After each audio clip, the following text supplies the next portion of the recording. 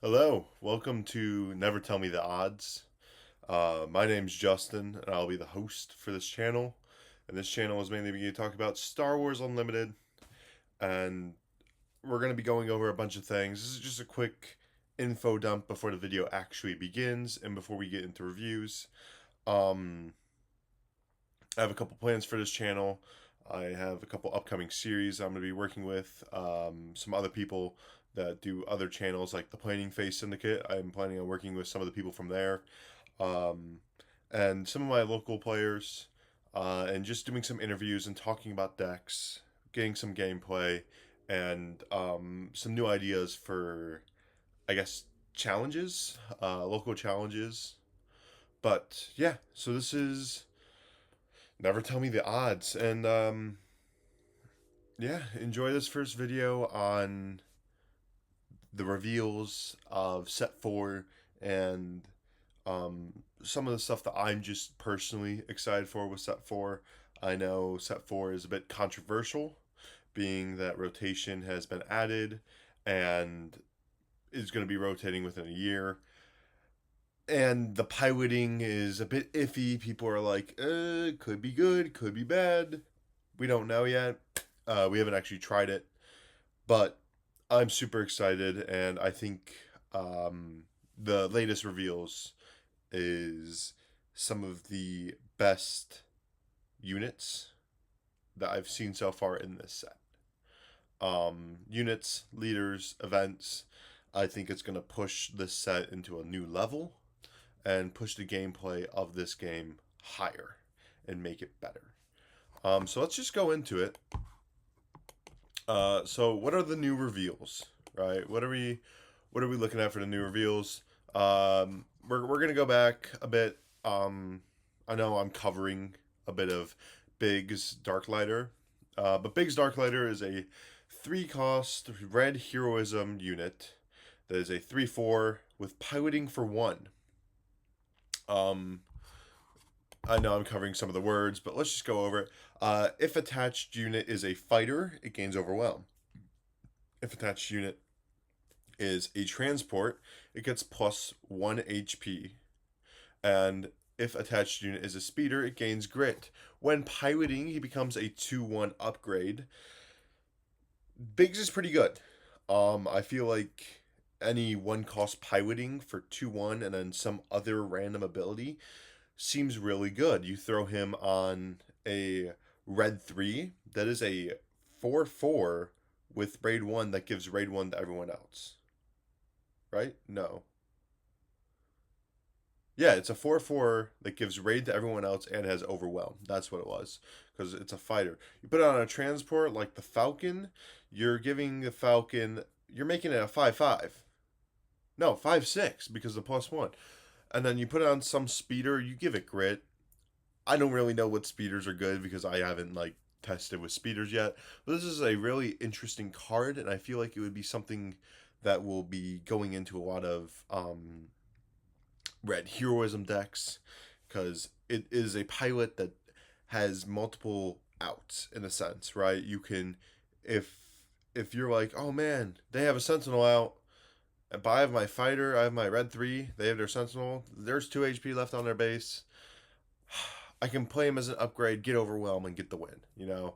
Um, or hey, the land, my speeder's really badly damaged, and I just need that extra damage on it. Boom, give it grit, and throw it in, swing in the base, right? This is a really more of an aggro heavy card.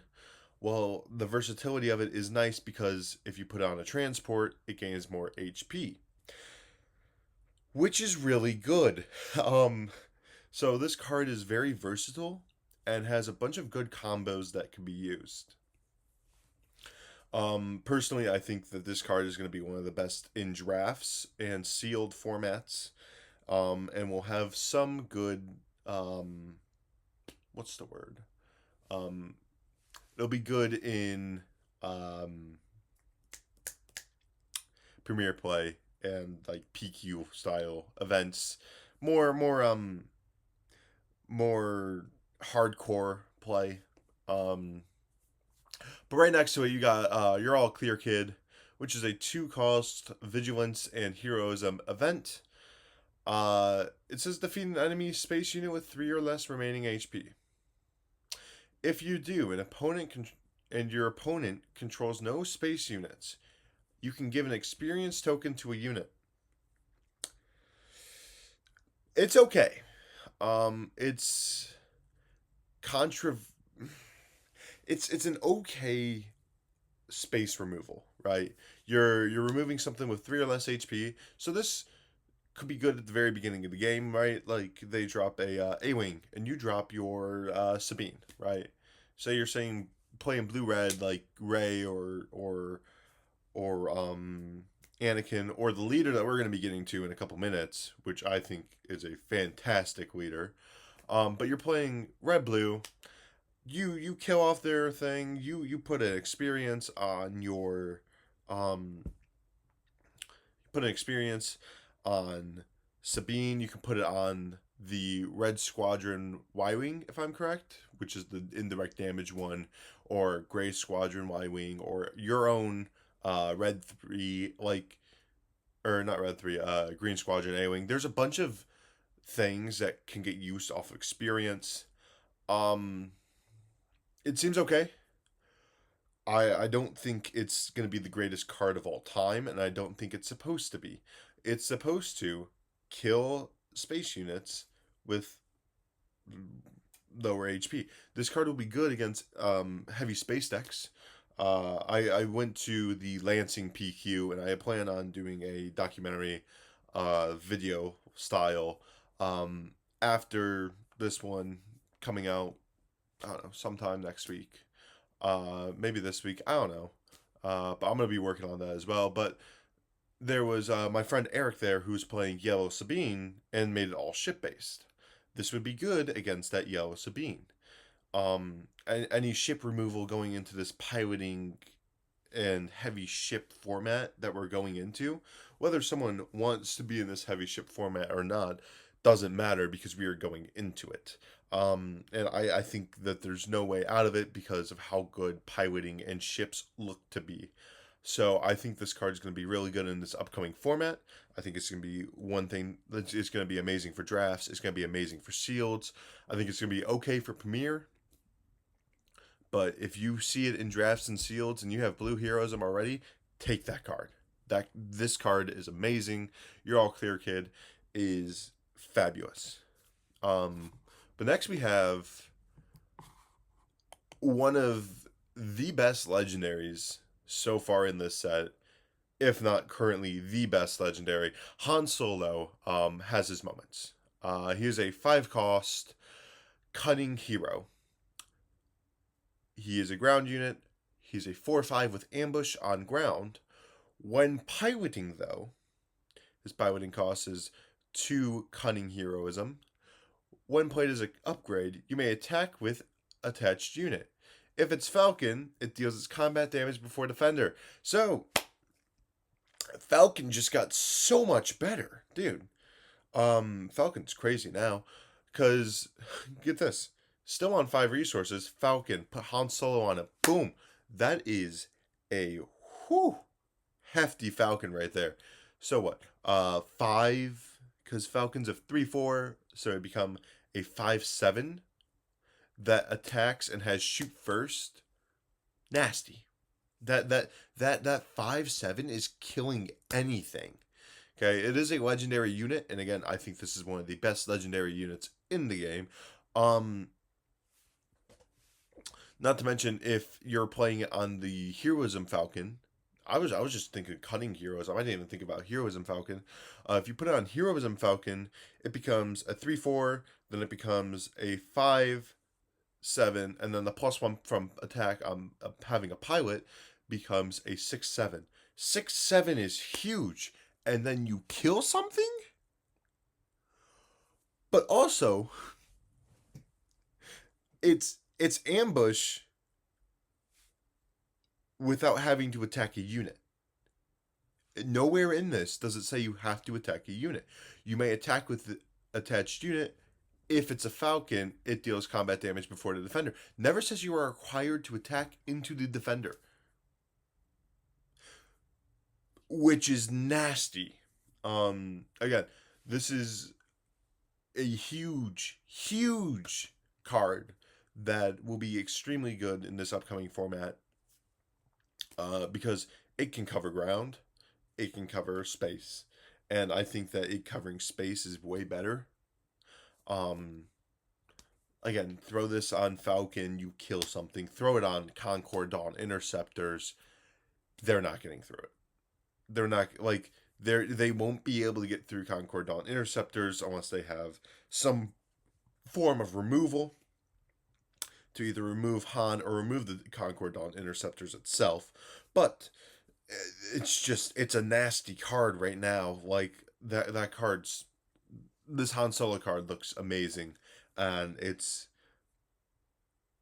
it's giving yellow heroism, cunning heroism, more outs, which is amazing as someone that plays cunning Obi-Wan and went to the PQ with that. As someone that plays a cunning heroism, cunning vigilance heroism, this card is amazing.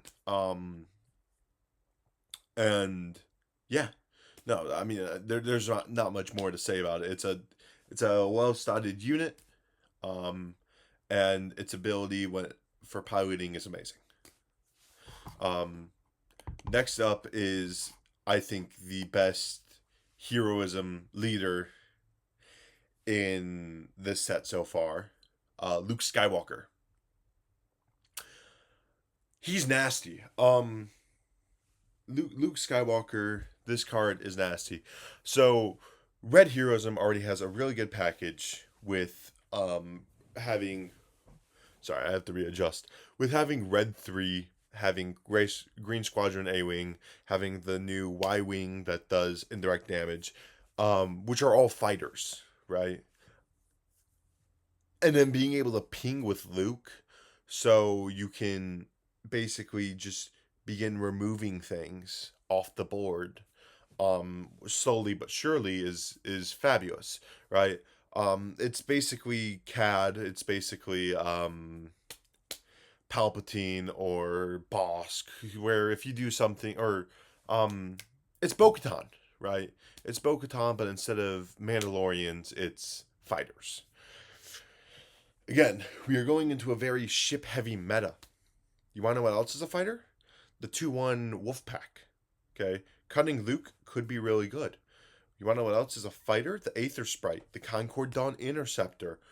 Dude, you like this Luke has a bunch of potential just on its like leader side. We haven't gotten to the unit yet, which the whew, unit's amazing. I will say this is the one card so far. I don't even need to know what that showcase looks like. This is the one card from the set that I'm gonna try getting my hands on the showcase version of. Um, I have two showcases right now, both from set 3. We'll go over the one of them in the PQ episode, but um, the Poison 6. There's some good stuff about this and some bad stuff about this.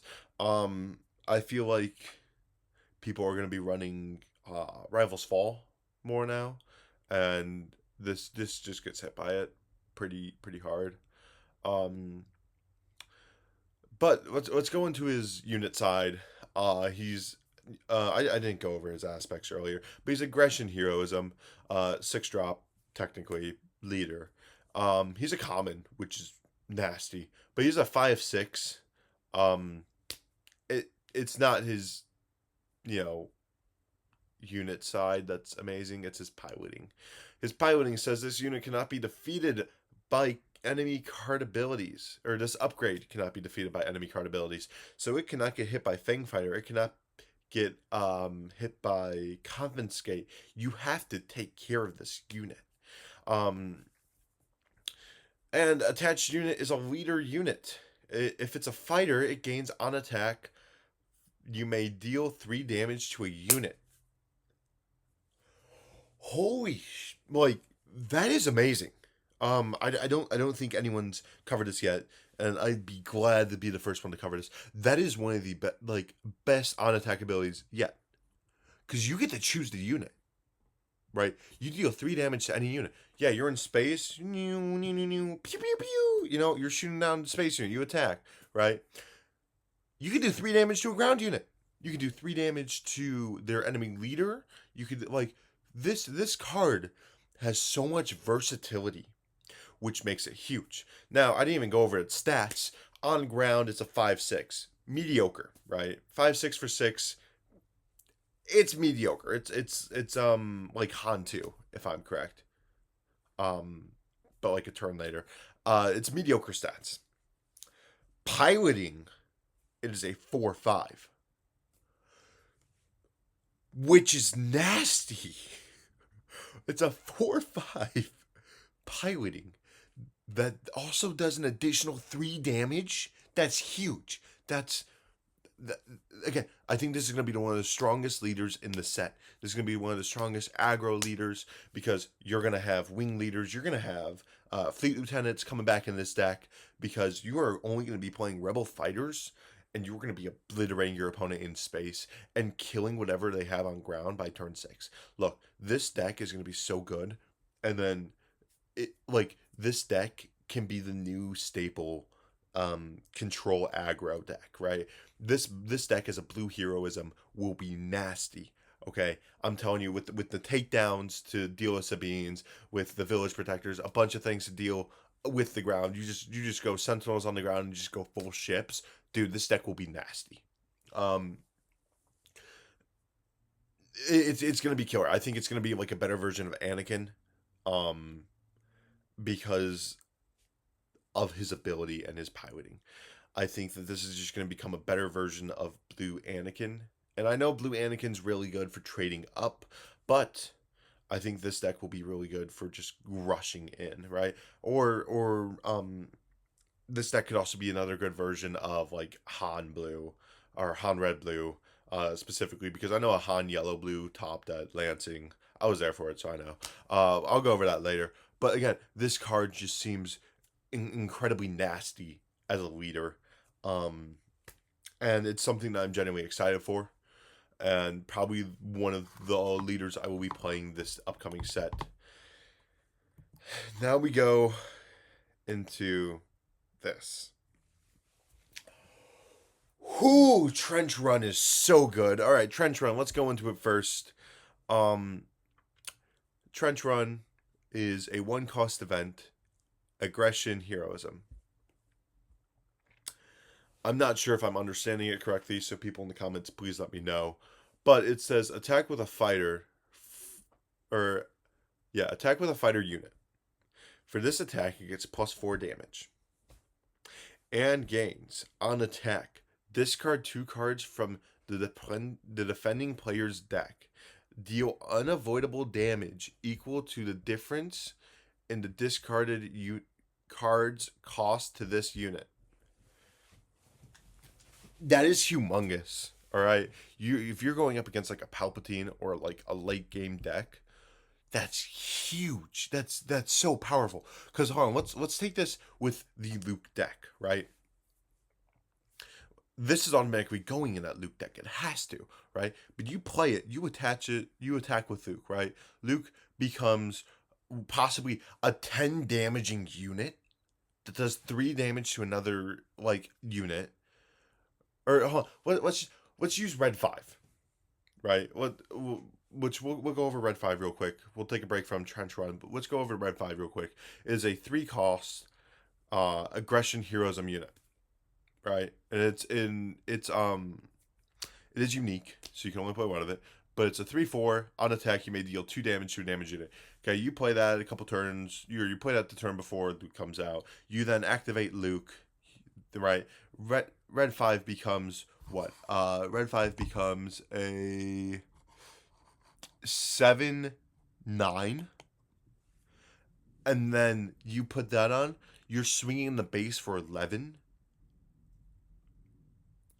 which is huge. Then you deal 2 damage to a damaged unit, but you can do Luke's on attack first, and you can do Luke's on attack and deal 3 damage to unit, that unit is damaged, then do another 2 damage with this on attack ability. That's nasty. That's 5 damage to a random unit of your choice. Okay, you're in space and they're in ground and they have this big swinging unit out. I don't know a unit with 5 HP, but like I can't think of one right now. But that's nasty, right? That's 2 damage away from like killing a wrecker, right? That's 2 damage away from killing a or that's 1 damage away from killing a wrecker, 1 damage away from killing Poe Dameron, which are 2 huge hefty ground units. That kills Yoda, that kills Kanans, that kills Sabine. If Sabine's still alive, like that'll kill Sabine. But that's nasty, right? And then you get, because you played in the trenches on Luke, right? You're hitting in for 11 on base. You discard the top 2 cards of their deck and deal unpreventable damage equal to the difference in discarded cards to this unit's cost, right? So say you're up against Sabine, you got the wrecker, or yeah, you got the wrecker, and you got like let's say like, I don't know, Spec Force soldier, right? This could be really good because now you're dealing another 2 from Spec Force soldier and another 3 from wrecker, so another 5 damage wherever you want. It's unpreventable damage, so that could go to base. You could be swinging him for 16. Now, if you're up against Palpatine, you could be swinging up for even higher. This set is a huge Voltron-like set, and everything's gonna be swinging in for a bunch, right?